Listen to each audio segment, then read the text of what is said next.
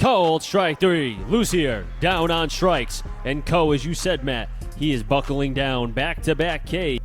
Swing! Gone! Coe continuing to dominate. Nashua does give up one, but that's not his fault.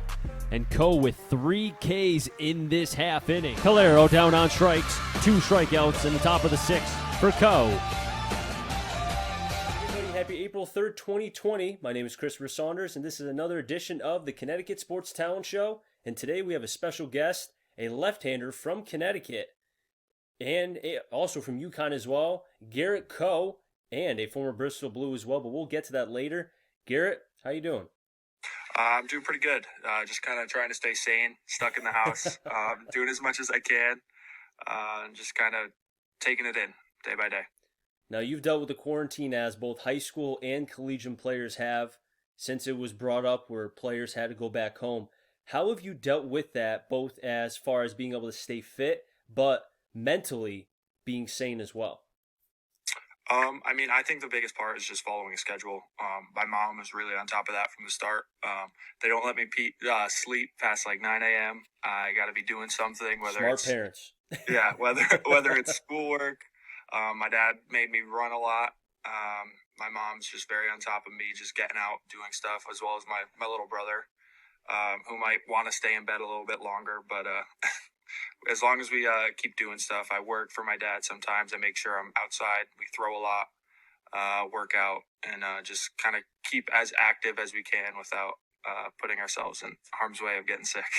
Well, that's good that, your parents are kind of keeping you, in some ways keeping you on a regimen. Because in times like this, you're a young man, you could sleep till 10, 11, 12 o'clock, and it's like, whatever, I have nothing else to do. But that's, a wise approach by your parents and by yourself that you're buying into that you're willing to put in the work even though that there's other things that you could be doing. Yeah, no, I feel that this year I've worked so hard to become what I have and just change even from the time I played with the Blues this summer. I've gained weight, I've gotten stronger, I'm throwing harder, and I last thing in the world I want to do is get stagnant and lose all that. So it's a pretty easy choice when it's, can I stay in bed for an extra hour and a half, or hey, can I get up, move around, and get ready to go about my day. And speaking of what you have gained from the last season with Uconn, your first season, you redshirted. Talk a little bit about what you learned from either players, maybe Coach Mack, who's the pitching coach, just anything that you would like to share. Yeah, I personally like to be a sponge. I like to pick everyone's brain possible. And Coach Mack is a perfect guy to do that because he's seen some insane pitchers. And you talk about we didn't get the turnout in this season, but it looked like we could have the 6th All-American in 6 years. So, he's a perfect guy. He's him and I bounce off each other, whereas we'll be talking during our inner squats, and we'll be going back. I'll be talking to him about what this guy's going to throw, and he'll be coming back at me. And when I'm wrong, he definitely likes to tell me, like, why. And that's my favorite thing ever is why. I like to know why. And it's pitch selection. It's also placement and stuff like that. Whereas, I necessarily shied away from the above the hands a little bit in fastball. I like to go down and in. And him and I worked on that a lot in this fall, and anytime we really could get into a pen together. And that's probably one of my favorite pitches now because you can lock someone up and then take them outside. So, coach wise, that's definitely who I talk to the most. Players really liked talking to Caleb Worcester, another lefty, and just he's electric. The kid has the best personality I've ever seen. He's always positive. He's always talking to you, and he's never got anything bad to say about anyone. No. So he's really, as a player, how to act, and definitely as a teammate too at the college level. Now, going back to Coach Mack for a second, I know you and I have talked a little bit after the Blue season about, stuff you had to work on or just questions, as a broadcaster who saw you for, only a little bit, I had a lot to be able to ask you about your pitch selection, what you threw, and one thing was a changeup. Now, did you work with that with Coach Mack at all? Yeah, no. Believe it or not, in the fall, my changeup was probably my second pitch, and I actually Really? hit for first pitch strike a lot. It was something for towards the end of the summer and most of the fall, I worked on a lot. I got down to throwing it for strikes, and I actually would build off of it. So I'd come in, throw you a changeup, and then try and work off of that rather than how I used to just try and establish with the fastball and then build off. Now, did So you throw that changeup on both sides of the plate? Yeah, I definitely like to put it inside to a lefty or outside on a righty. I mean, I kind of stayed towards that part of the plate, and then went the other way with my slider. But being able to just kind of put it in as a strike and just having it more of a consistent pitch helped me a lot. I definitely messed around with the feel. Kind of found a way to get it to cut, but sometimes it would happen when I didn't necessarily want it to. After I started playing with it, so I kind of bagged that and tried to go back to the old way. I think that's really good because I know with the Blues, your changeup sometimes it was on, or if it was off, it was off. I mean, but yeah, no, trust me, that was probably one of my pitches. Was if I missed by a lot, and that's kind of some stuff that you really got to dial in. Now, was there one thing particularly that Coach Mack wanted you to work on? Now with this season being shortened, for lack of a better term, because of COVID-19, was it mental? Was it physical? Was it core? What was it that he told you that you needed to work on now going into hopefully next year being your first full season being on the roster? I mean, he definitely gave little things to work on, but I mean, he kind of the way him and I talk is he kind of understands that I know what I have to work on and stuff like that. And if it seems like I'm missing something, he'll let me know. And the thing was mainly just getting stronger, kind of working on a little bit more mobility sometimes. He thinks that can just bring out a lot more stuff, and just trying to attack more. Sometimes I can get a little too fine, and I try to sort of I'll try and nibble, whereas sometimes he encouraged me to try and bite a little bit more. And that's kind of like the main stuff. No, I think that's good. Coach Mack, I mean, you talk about the kind of pitchers that he's had, Tim Cate, Wallace, who was drafted by the Rockies a couple years ago.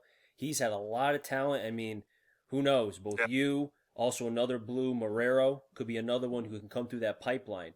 But speaking of the both of you, your time with the Blues, you came in late into the season, both you and Marrero. I think you guys came in on the same day, maybe. Yeah, we sent in our contracts the same day. So there you go. So, I mean, right from there, you guys were basically teammates, and with both of you going to Uconn.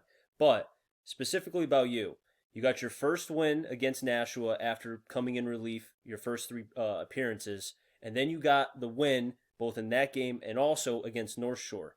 What was your mindset both in the relief appearances and your first two starts with the Blues? Yeah, I mean, relief appearances were something I really wasn't used to. But, I mean, I'd say after my first outing, I was a little nervous for my first relief inning and stuff like that. And, I mean, definitely just coming in, it was a different environment. I mean, Muzzie's an awesome place to play, but when you've got that many people there, you're playing in a collegiate league, and you kind of have to go out there and show your stuff. And I wasn't used to warming up in a relief position and stuff like that. So that took a little bit getting used to. But that Nashua game, I actually found out I was starting 45 minutes before the game. Oh, there you go. And I mean, it was kind of like, all right, well, let's roll. And I warmed up. I don't think I threw a single strike in my my warm-ups. And I do remember I threw pretty well that game. I mean, I definitely didn't hit my spots like I would have liked, and I think that was something that took a little bit getting used to.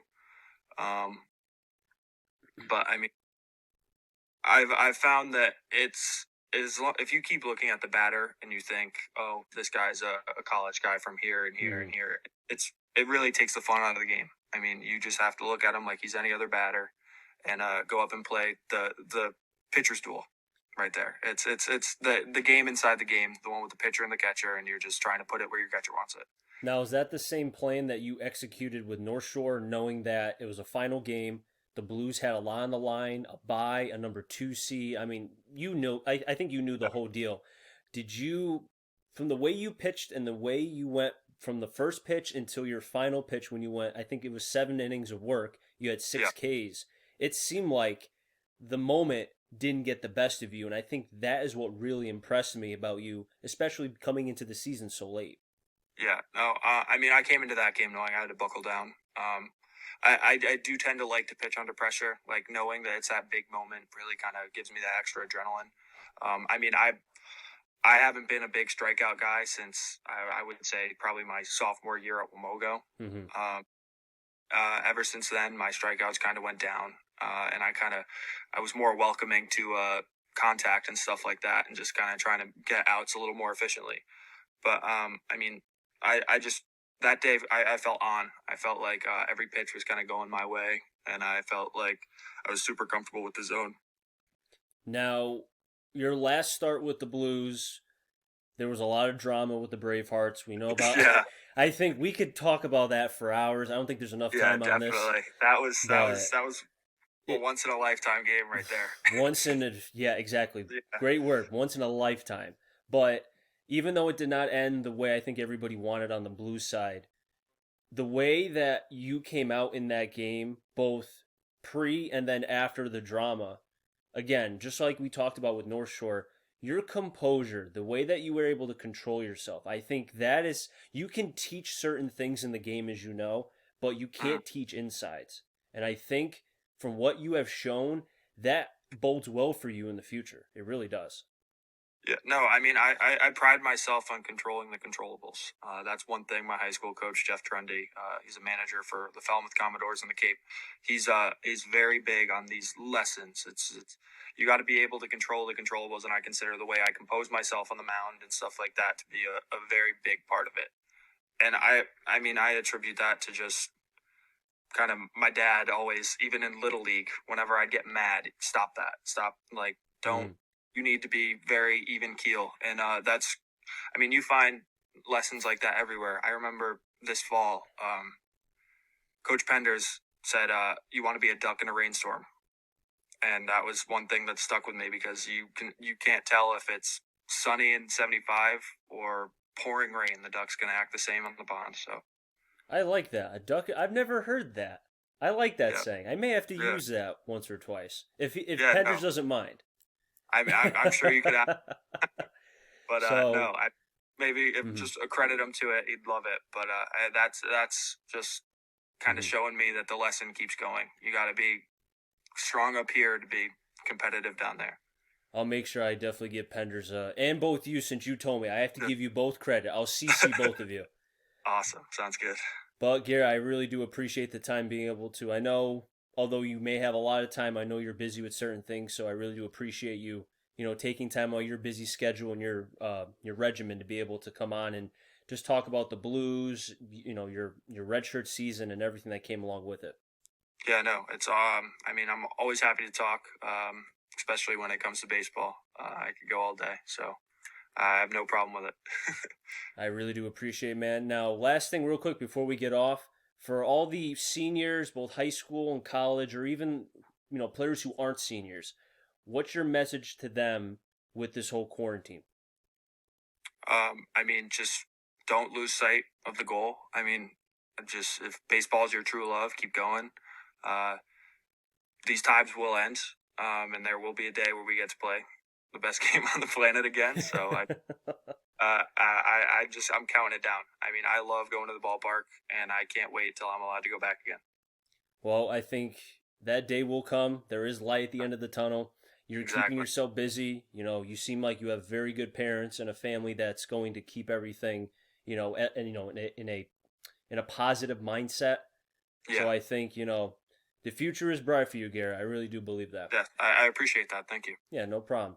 But thanks again for being able to come on. Hopefully, if you liked it enough, maybe you can come back on again sometime. Yeah, anytime. Just let me know.